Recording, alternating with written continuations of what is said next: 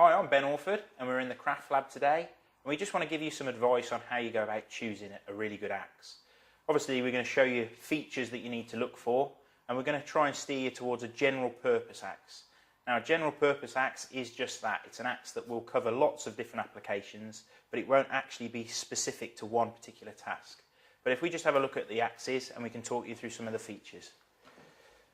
So the classic small forest axe, which is probably the most common bushcraft axe in use, is the perfect axe pretty much for every kind of application. It's not too heavy, it's only about 1.5 pounds in weight, and the handle is only about 19 inches long. The great advantage of having a slightly shorter handle means that you can use it for lots of different applications. So even if you're using it for heavy felling, you can use both hands and give it a real good swing. But also when you're using it for craft work, it means that you can hold it close to the head and the handle's not so long that it's going to catch on your body or your clothing. Now the other things to look for when you're actually looking to choose an axe is you want to try and make sure that the actual head itself has got a really nice gentle taper. So you're looking for something that's got a very thin bit and then coming up into these nice strong cheeks.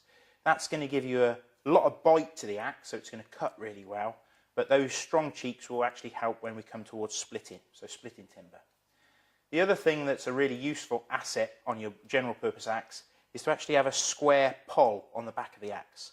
Now this is going to enable you to use it as a hammer for knocking in pegs, but also it's going to allow you to use a mallet if you're using it for cleaving timber down. Now obviously if you're going to use an axe for lots of firewood production, if you're going to have to do lots of shelter building, then this short handle is going to be a slight disadvantage. You're not going to have the same kind of leverage as you would with a big axe. So the next jump up is the Scandinavian forest axe, which has got a slightly heavier head at about 2 pounds, but the handle is much longer. It's 25 inches long, which is great for heavy production of firewood and building shelters, but you can't really use it for craft work. If you are going to have to use it for craft work, you're going to have to be so careful because that long handle is likely to catch on your body or your clothing. So really only specific if you're going into very cold environments or you're going to have to do lots of heavy work.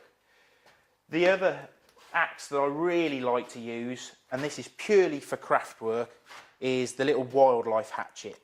It's got a pretty much similar shaped head to the other two axes that we've looked at, but the handle is much shorter. It's only about 13 inches long. This enables us to get very close to our body, working with craft work, spoons, general carving. You're not going to have any fear of that handle getting in the way.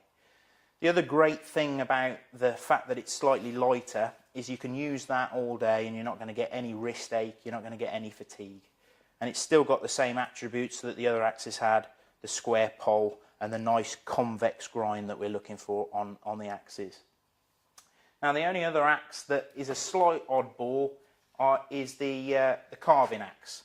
Now the carving axe is only really applicable to when you're actually doing heavy craft work, you're doing some real big stock removal, if you're making bows, if you're making bowls, things like that.